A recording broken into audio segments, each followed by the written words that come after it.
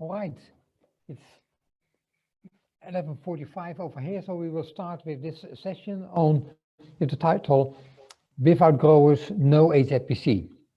And this is as such a very obvious title, but nevertheless, I would like to highlight a few things out of that. If you go to this slide, then you see a quote that is part of our vision, and we believe in sharing knowledge, growing and developing together. And that is really anything that is important for us to deliver added value in the value chain. For us, long-term relations are very important, and growers, several growers have really a long-term relationship with us. We have growers in our group that are already growing for over 100 years for HZPC. We have also a lot of growers that are only recently joining HZPC as we are expanding our group of growers in the different countries, of course. But it's very obvious that the growers are a very important stakeholder, but they are not the only stakeholder, of course, we have to deal with. If you look at the total of HZPC, then we are really dealing with many stakeholders, and this slide just mentioned a few of them. Of course, it is our customers that are important stakeholders and the customers of our customers. So further down, so if you say there's the clients of the retailers or the clients of the processing industry.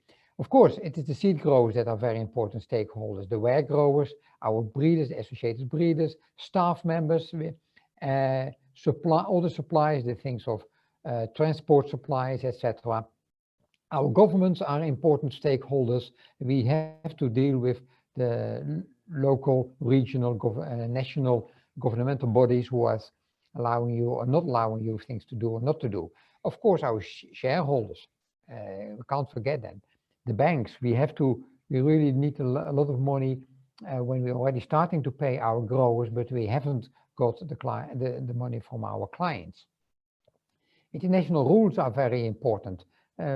The banks are, for instance, only receiving money according to the international rules. If we are not complying with those international rules, then we get into difficulties. Regulatory bodies were saying what can be done, should not be done with the products. And then we have stakeholders like public and the media. And the public sounds maybe obvious, but is a very important stakeholder, because we are living in a society, and if the society likes you or doesn't like you, or doesn't like the entire sector, then you really deal with a problem. So what I want to say is all stakeholders are important, but the seed growers, of course, are an important stakeholder of that, but we cannot ignore any of those stakeholders. The balance is, or the aim is to balance the interests of those stakeholders. And if we look at a value chain, and this morning the name of value chain came on the table a few times, then we can say any business has a value chain. I can't think of a business without a value chain. The value chain can be shorter, can be longer, but any business has a value chain.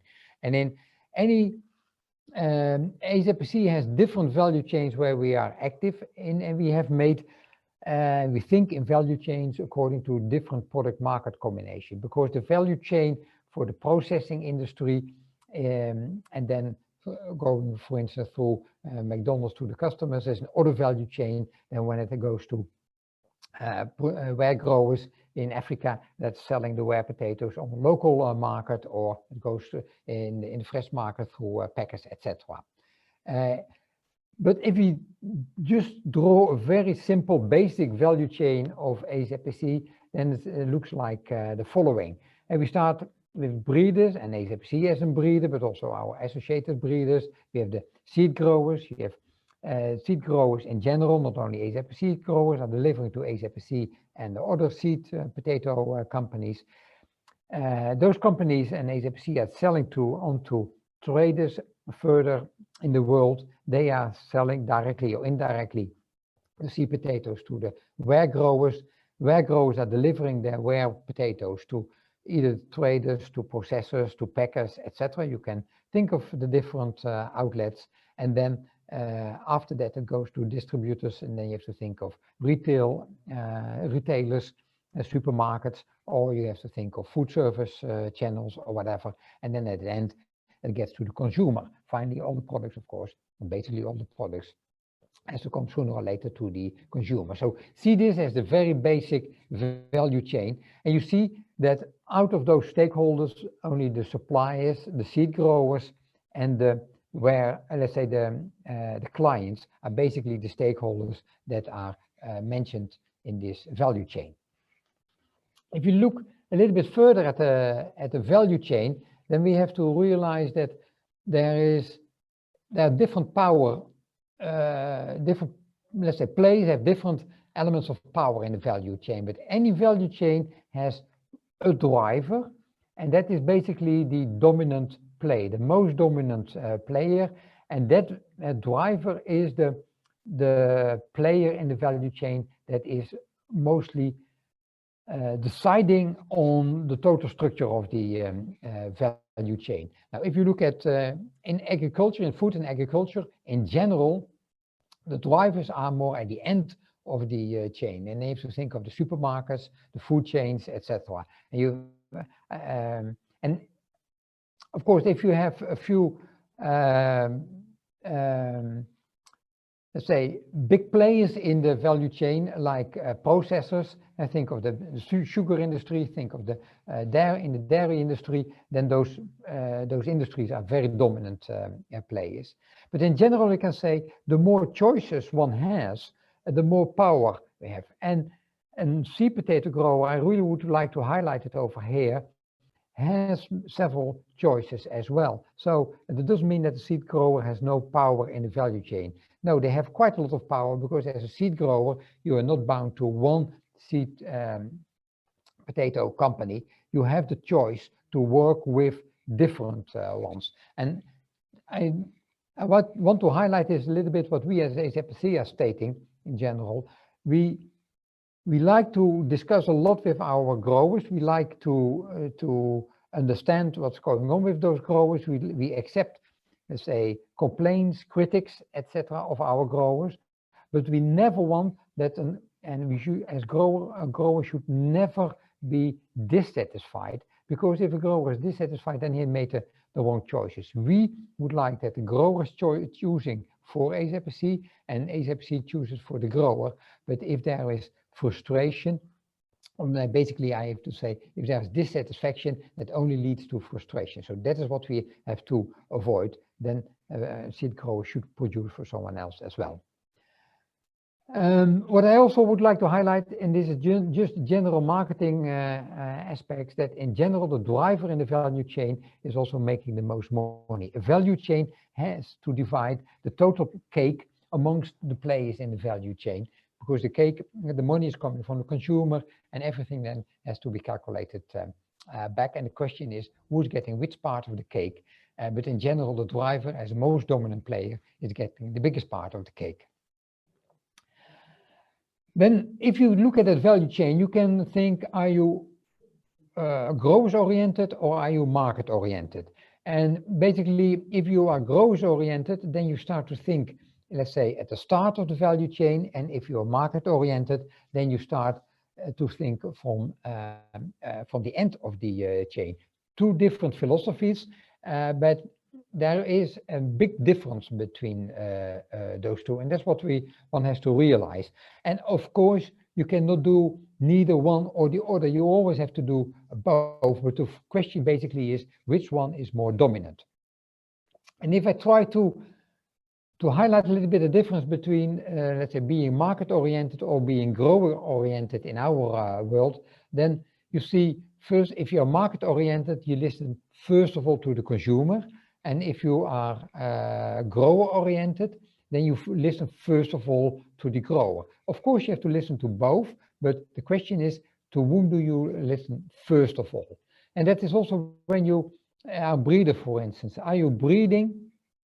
Then first of all for the characteristics that are demanded by the customer, or are you breeding first of all for the characteristics that are demanded by the grower? They are not always the same, and you may have to make choices to say which are the characteristics are more important in my breeding program. The same is for planning. If you look, are you making the planning fully based on what the market is requiring, or are you doing this fully according to the grower requirements? That is a difference. If a grower is saying, this is a nice variety, I like to produce a few hectares more of this variety, are we allowing that, or are we saying, no, there is no demand for it and we don't do this? So this is the big difference between being grower-oriented or farmer, versus market-oriented, sorry. If you are market-oriented, of course, then you try to align, especially with the driver in the chain, because the driver is so dominant, and that driver dictates a little bit what's happening in the value chain. If you are grower-oriented, then you try to align with the suppliers in the chain, so with the growers. Of course, when you're market-oriented, then you have to defend the interest of the suppliers, so the interest of the growers further in the value chain, so towards your clients. And the other way around, if you are grower-oriented, you have to defend the interest of the customers in the value chain. So then you have to turn yourself to the growers and explain that. So market-oriented, you have to explain really the market choices to the growers, and the other way around, you have, being grower-oriented, you have to explain the grower choices to the client, because of course the client has to understand even what is happening in other aspects of the value chain. But what you can say is that being market-oriented in general is creating a little bit more tension with the growers, because it's not, first of all, serving the grower, whereas being grower-oriented is creating a little bit less tension with the growers. So in general, growers feel a little bit more comfortable in our organization that is more grower-oriented. But you have to realize that when you're market-oriented, there's more money in the in that part of us in the value chain. So it creates a little bit more value, whereas I would say then the growers-oriented creates a little bit more grower satisfaction. So those are two different things. And principally, you have to start thinking, are you first of all market-oriented or grower-oriented? Of course, ideally, we are in balance. And it has to be in balance, because then you have perfect value chain, and then you can serve all the players in the value chains optimally. But that's very difficult to obtain, and we have to look at the value chain and what we achieve in the value chain per season, but also over the seasons. Over the seasons is longer-term planning, variety developments, etc. Whereas short-term, that is really the delivering of the seed potatoes. Right. If we try to look a little bit on what I've just said, we are really dealing with the growers as stakeholders, are very important stakeholders for HZPC. It's very obvious, without growers, no HZPC. But that's also, of course, without clients, no HZPC, without staff members, no HZPC. So any stakeholder is important, but growers are very important stakeholders. But we as HZPC, we have chosen for market orientation, and we communicate also clearly for that. We have even designed our organization accordingly. And the governance of our organization is even based on that principle. And the choice of being market-oriented is quite obvious for many industries, but not always for the agricultural world. In the agricultural world, there are still a lot of people that think product-oriented, especially in those products where you deal with bigger suppliers. Though we have chosen to be market-oriented. That was not the case if you go further back in our history. The entire seed potato world was very production-oriented in the 90s and early 2000s. And we've changed that early of the start of the century in HZPC, and it did take us up till 2005 really to implement all the thinking that going with being market-oriented. But what is coincidence or not, I can tell you that crop 2006, so the first year we have been fully market-oriented, was the first year that we've paid our growers a much higher price than the years before. So we've chosen to be market oriented, but that doesn't mean that we can ignore the growers, absolutely not. It's also, we have to perform very well towards our growers. One of the objectives of HZPC is basically to perform towards the growers equal or better than others. We like to pay, if you bring it back to money, to pay our growers equal or better than the competition is paying the seed growers. And it is very clear that we have always two clear objectives in our organization. One objective is to have a good return on equity, and the other one is really to have a good payment to our growers equal or better than anyone else is doing. And I dare to say that in most of the years we've achieved this, not only for the growers in our bigger units, but for the growers really everywhere in the world, because this is equal for us whether you are a grower in France, in the Netherlands, or you're a grower in Poland.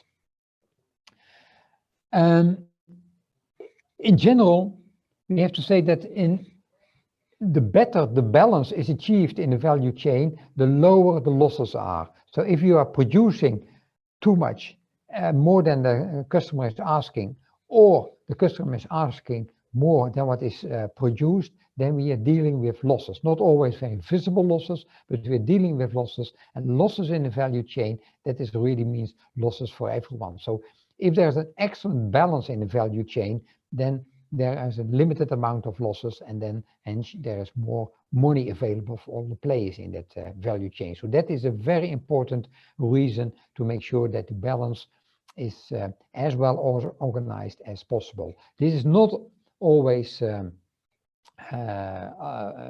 easy to do, but this is where we put really a lot of effort in it. Growers, you as growers are a very important stakeholder. That is absolutely what I like to highlight. It is without the growers, no HZPC. And we sincerely hope that the best growers really continue to choose producing for our company. But as I said before, our growers should not be forced to choose for HZPC. It is important that they choose because of the performance of HZPC. And it is important that they are critical, that they correct us, but they should not be dissatisfied. If they are continuously dissatisfied, they frustrate themselves as well as they are frustrating us. And we want excellent growers that have deliberately chosen for HZPC, and those are the growers we need. And we need seed growers, because without growers, no HZPC. Really, let's connect for that. Thank you for joining us for this breakout session, and I'm pleased to take questions or remarks to reflect on if any of you have them, and therefore you can use the chat function.